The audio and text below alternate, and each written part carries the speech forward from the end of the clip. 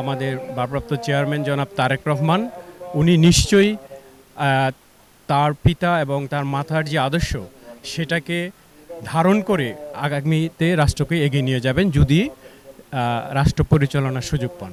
আমরা তো বাহিরে দলের জন্য কাজ করি, কিন্তু খালেদা জিয়ার মৃত্যুতে আমরা গভীরভাবে শোকাহত এবং আমরা এই আপসীন নেত্রীর প্রতি শ্রদ্ধা জানাতেই এখানে আসছি এবং আমরা তার আত্মার শান্তি কামনা করার জন্য আসছি এখানে।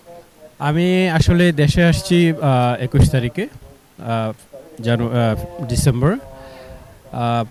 মূল উদ্দেশ্য ছিল যে তারেক রহমান এদেশে আসছেন, তাকে স্বাগত জানানো, কিন্তু এটা নিয়তির পরিহাস যে আমরা আমাদের দেশনেত্রীকে বিদায় দেওয়ারও এটা সৌভাগ্য বলেন বা দুর্ভাগ্য বলেন, সেটা ঘটে গেছে। তো আমি একজন সাধারণ কর্মী হিসাবে দলের আমি মনে করি যে এটা আমার জন্য একটি বড় পাওয়া যে আমি নেত্রীকে সশরীরে উপস্থিত থেকে বিদায় দিতে পারছি এবং তার আদর্শ আমাদের এই প্রজন্ম এবং পরবর্তী প্রজন্ম যাতে বহন করে, আমাদের উদ্দেশ্য সেটাই।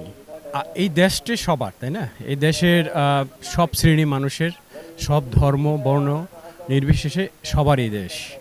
যেহেতু আমাদের নেতা জিয়াউর রহমানের যে মূল উদ্দেশ্য বাংলাদেশি জাতীয়তাবাদ, তার উদ্দেশ্যই হলো সব শ্রেণী, সব পেশার, সব জাতিগোষ্ঠীকে নিয়েই এই দেশটিকে আমাদের গড়তে হবে এবং আগামীতে জিয়াউর রহমানের আদর্শ এবং খালেদা জিয়ার যেই আপসীন নেতৃত্ব সেটাকে ধারণ করে আমাদের বর্তমান যেই নেতা আমাদের ভারপ্রাপ্ত চেয়ারম্যান জনাব তারেক রহমান, উনি নিশ্চয়ই তার পিতা এবং তার মাতার যে আদর্শ সেটাকে ধারণ করে আগামীতে রাষ্ট্রকে এগিয়ে নিয়ে যাবেন যদি রাষ্ট্র পরিচালনার সুযোগ পান।